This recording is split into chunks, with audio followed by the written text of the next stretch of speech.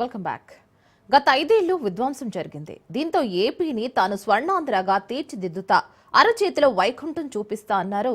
ఇప్పుడు అధికారంలోకి వచ్చిన 8 నెలలు కావస్తున్నా హామీల అమలులో కూటమి వెనుకబడింది. ముఖ్యంగా ఉద్యోగులు ఏపీ సర్కార్పై తీవ్ర అసంతృప్తితో ఉన్నారు. కూటమి సర్కార్పై రగిలిపోతున్నారు.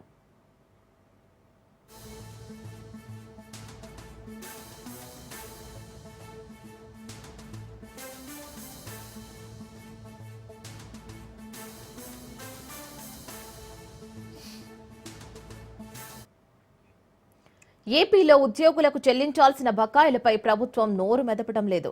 సుమారు 26,000 కోట్ల ఉద్యోగులకు బకాయిలు ఉన్నట్లుగా తెలుస్తోంది.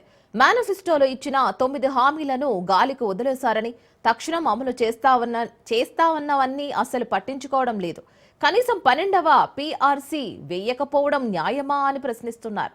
ఏ పెన్షన్ స్కీమ్ ఉందో ఉద్యోగులకు అర్థం కాని పరిస్థితి ఉందని, సిపిఎస్, జిపిఎస్, ఓపీఎస్లపై స్పష్టత ఎప్పుడిస్తారో స్పష్టత లేదని కూడా అంటున్నారు.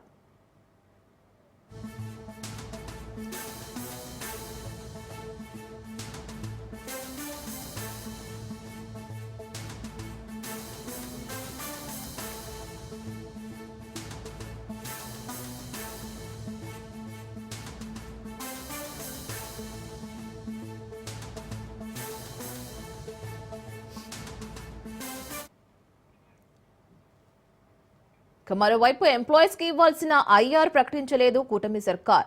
డిఏ సంగతేంటనేది తేలాలనే దుస్థితి కూడా నెలకొని ఉంది. సరెండర్ లీవ్ బకాయిలు చెల్లించాలని డిమాండ్ చేస్తున్నారు. పాత పెన్షన్ విధానాన్ని పునరుద్ధరించాలంటున్నారు. ఇచ్చిన ఒక్క హామీని చంద్రబాబు నెరవేర్చలేదని గుస్సావుతున్నారు.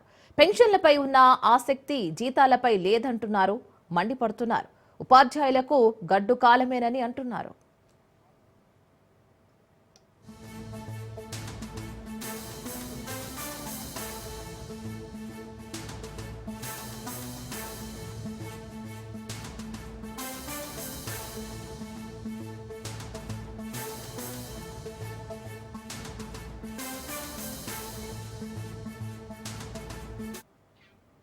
ఐదో తరగతి వరకు మళ్లీ ప్రాథమిక పాఠశాలలకు బదిలీ చేస్తారని తెలుస్తోంది.